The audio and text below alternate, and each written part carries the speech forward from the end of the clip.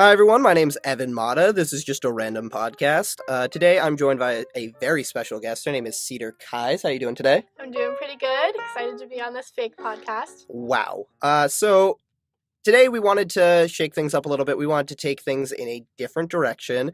We're gonna have a conversation about like media and the way that we consume it. So like movies and stuff like that, and how it influences our life. All right, sounds good. All right. So we've been talking a lot about this in this class that we have together. It's called Education and Film.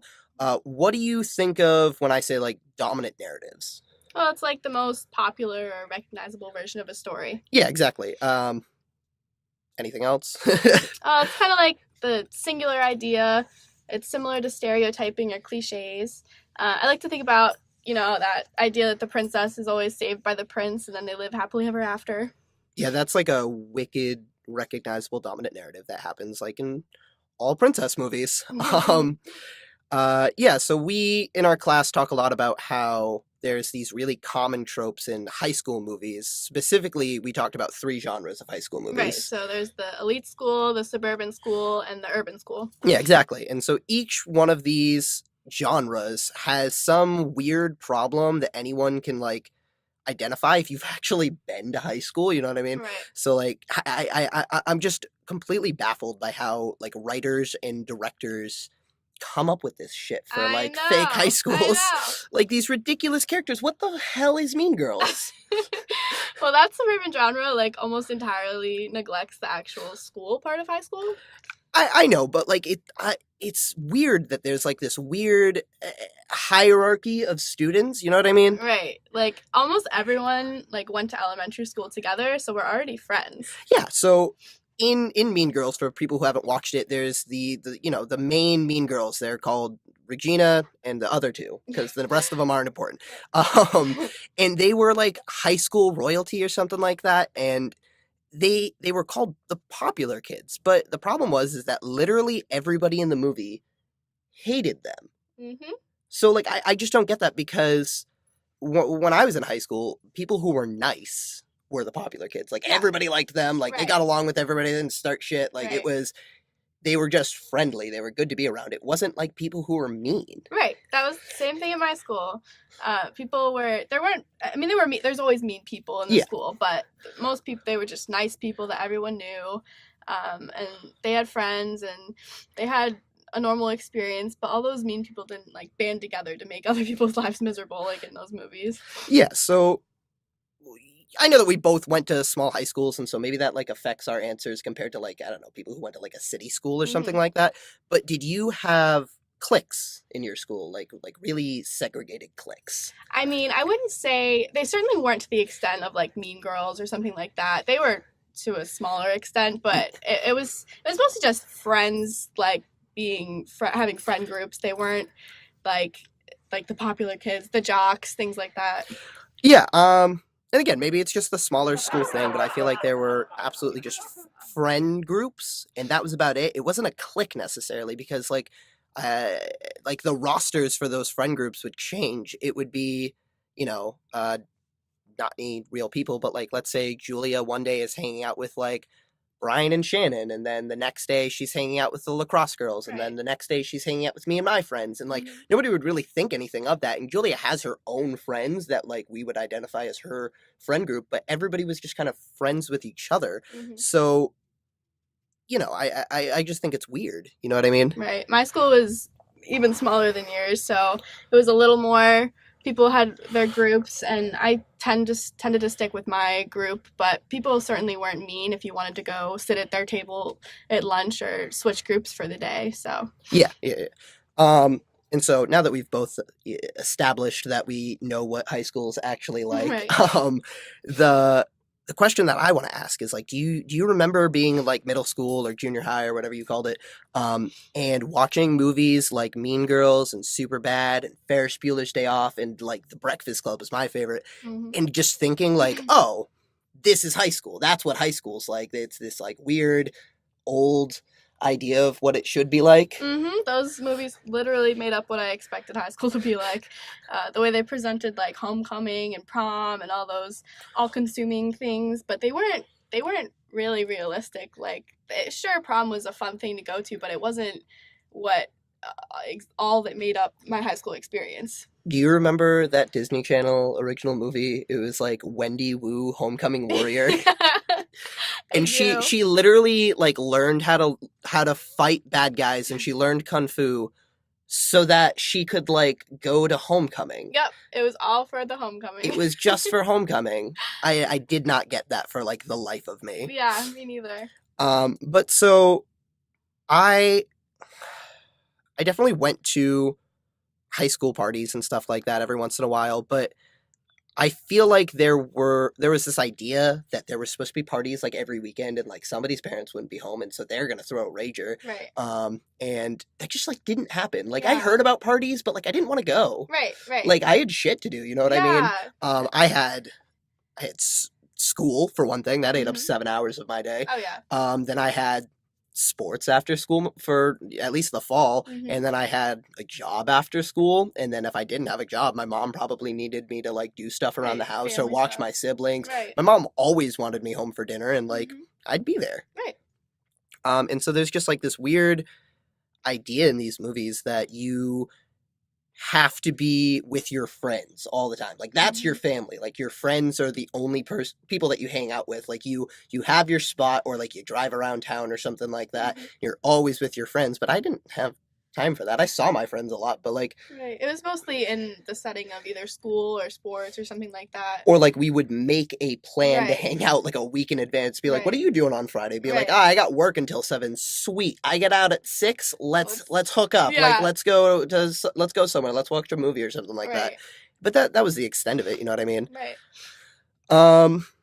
And so trying to actually bring it back around to the point that I was trying to get to, I wanted to ask you this question. Do you think that like movies are shaped by our culture, or do you think they shape our culture? Like I don't know how to word it differently. Yeah, I think it's kind of a little bit of both. I think that um, it started off as being movies shaping our culture, um, in the sense that they had this certain idealized version of the way that things should be regarding your high school experience, and then it kind of switched around where people were internalizing, and especially young people were watching this media and interacting with it, interpreting with it, and they kind of just came up with this idea of the way that they think it should be. So now we're kind of shaping it ourselves as a young community of people. Well, yeah, so I feel like, back in when this high school era, or high school genre rather, like got created,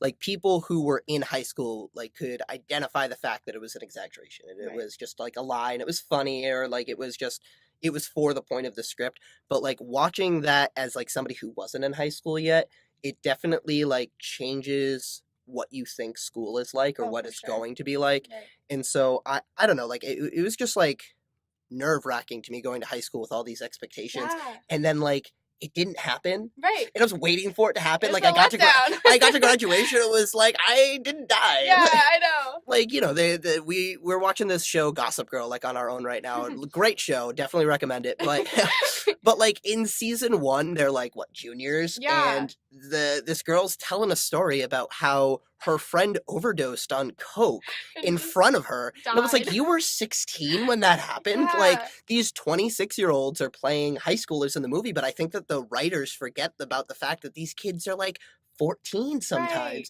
Like So young. I saw this weird post about like Teen Wolf, and it was like freshmen's in Teen Wolf, and it was like some shirtless almost 30-year-old who had like abs, and it was like actual freshmen in high school, and he looked like he was 10. I know.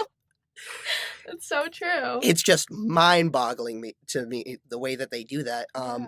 When we had watched this TED Talk in class by I'm really gonna butcher her name. Let me look at it really quickly. Chimamanda Adichie, and she gave this TED Talk, and it was about the danger of a single story. And like that sounds really weird, but a single story I feel like is basically the same thing as dominant narrative. Mhm. She told this story about when she was a kid, she would read books, but she was reading them in Nigeria, and all the books that she read were about white people. Mhm. And so she said like they had blonde hair and blue eyes, and they drank ginger beer. But she didn't personally identify with any of that. So when she was like a little kid, she had this single story that books were only about foreign people. Mhm. And like that just messes with me to like no end, because I feel like growing up, like all these books had white people in them, and Right. so I would always identify with them. Like Right. books were something to identify with. I would read books to like look into what my future was going to be like, type of Yeah. thing. But she couldn't personally recognize them, so like her understanding of what a book was really different. Now she's a writer and she like it's different and stuff, but I think that the problem with these high school movies, down to the the elite private school genre too, is that they portray this like single idea of what The these way it high should school be. experiences are like, Hmm. and it's really hard to get around that until you actually go through it. And then when you look back on it when you're like 30, you're like, yeah, I guess that's kind of what it was like, and so you don't Yeah. think anything of it because you're not in it. Right. And so I don't know, like it's weird to me that in 30 years there's gonna be more high school movies, Hmm. and we're gonna look back on it and be like, well, that must just be what it's like for them now. Right. Like our high school experience was so long ago that it must be different. It Mhm. must not be like that. But it's still going to be this single story, and that's kind of dangerous for kids that are growing up in it and having all these expectations, and how much it influences them in their experience. Yeah, I don't I really don't even know, like, what when we're adults, like, do I show my kids The Breakfast Club? Do I let Right. them watch that movie, Right. or should I be like, there's more? There's more to it. Like, do I have to sit down with them afterwards and have a Have that discussion? explanation. Like my what mom's it's really like. like my mom will sit down with me after we watch Game of Thrones and she'll be like, "Did you get it?" And I'll be like, "I got a lot more than you think I did." But yeah, like I don't want my kids to like watch Mean Girls specifically. I really just didn't Yeah. like that movie. Yeah. I was like, that is such a bad representation Hmm. of just suburban high schools. Like I went to suburban high school. I wasn't as big as that one in the movie, but still, Still. like if your dad created what was it, the toaster pastry or something Yeah, like that, something like I that. feel like you're going to private school. Why are Right. you in public school, and why are you driving a silver Lexus when you're 16? Yeah, that alone doesn't make sense. Yeah, so like ultimately, like these movies are just a really bad representation, and I feel like obviously the core of this conversation should have been do you feel like these movies shape culture? And I feel like we've kind of had the same idea, which is that movies used to be shaped by culture because that was where people would get their influence from. But I feel like now we live in this time where everybody's just so consumed by media, and there's less original ideas, I feel like, because of that. Exactly. And so everybody's taking these ideas about like specifically like John Hugh era movies with the Breakfast Club and 16 Candles and stuff like that, and trying to make it modern for the kids that are going to high school right now, but it's so wrong. Mhm. And so it ultimately ends up shaping our culture because like I've seen it, like kids are trying to turn it into that. They're trying Yeah. to change it. The freshmen that were in my school when I was a senior, I hated them because they Yeah. were so hell bent on like having that high school experience. Was like, whoa, slow down, I know. you're 14. I even have to tell my sister that sometimes. She'll be watching these movies, and I just see her like watching it so intently. I'm like, this is not how it's gonna be. She's only a couple years younger than me, and I'm just watching how much it influences her, and it's crazy to me. I don't even want to think about my little siblings. I have four younger siblings, and like the oldest of them is about to be 9. And the fact that they're gonna be going to high school like Yeah. not that far away, like in 5 years, Mhm. that's weird. It is weird. I don't know. It's a weird thought that kids who are gonna go to high school in the future aren't gonna have the same experience as us. Right. Um, yeah, I don't really have anything left to say about this. Yeah.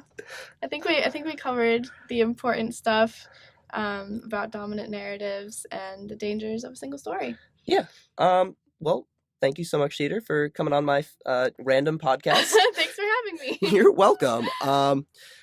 So as always, guys, if you like this video, just go and click the like button down below, leave a comment, and absolutely feel free to subscribe. We will see you guys in the next podcast. Bye.